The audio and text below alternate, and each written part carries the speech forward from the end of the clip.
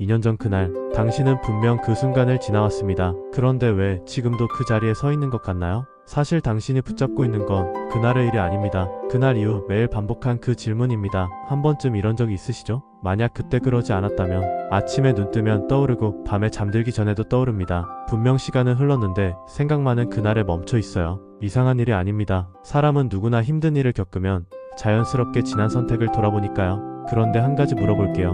그 일 실제로는 얼마나 걸렸나요? 하루? 1시간? 혹은 그보다 짧았을 수도 있죠. 그런데 지금은요? 매일 아침 매일 밤 그 순간을 다시 떠올립니다. 심리학자들은 이렇게 말합니다. 사람은 실제로 일어난 일보다 그 일에 대해 반복하는 생각 때문에 더 오래 괴로워한다. 당신이 붙잡고 있는 건 과거가 아닙니다. 과거를 떠올리는 그 습관입니다. 그런데 이상한 건 그 질문을 할 때마다 마음이 더 무거워진다는 거예요. 만약 그때 그랬다면 이 질문이 답을 찾으려는 게 아니라는 걸 당신도 알고 있습니다. 그저 같은 장면을 조금 다른 각도로 다시 보는 것 뿐이죠. 마치 같은 영화를 100번 돌려보는 것처럼 결말은 이미 정해져 있는데 혹시 모를 다른 장면을 찾으려 계속 되감기를 누르는 겁니다. 그래서 지치는 거예요.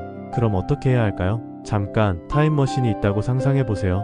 2년 전 그날로 돌아갈 수 있습니다. 하지만 조건이 있어요. 지금 알고 있는 모든 것을 다 잊어야 합니다. 그 상태로 돌아간 당신은 과연 다르게 행동할 수 있을까요? 그때 알던 것만으로, 그때 느꼈던 감정만으로 아마도 비슷한 선택을 했을 겁니다. 왜냐하면 그때의 당신은 그때 알던 것으로 최선을 다했으니까요. 만약 그때 그랬다면이 아니라 그때 나는 그럴 수밖에 없었다. 이건 변명이 아닙니다. 당신을 이해하는 시작입니다. 과거를 바꿀 수는 없습니다. 하지만 과거가 당신을 정의하게 둘 필요는 없어요.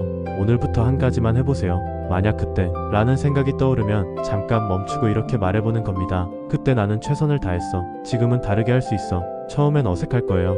믿기지 않을 수도 있고요. 하지만 괜찮습니다. 조금씩 천천히 그 문장이 익숙해질 때쯤 당신은 이미 많이 달라져 있을 거예요. 그때보다 더 강해진 모습으로. 당신이 후회하는 건 그 일이 아닙니다. 그 일을 끝내지 못한 생각입니다. 이제 놓아주세요. 구독과 좋아요는 영상을 만드는 큰 힘이 됩니다.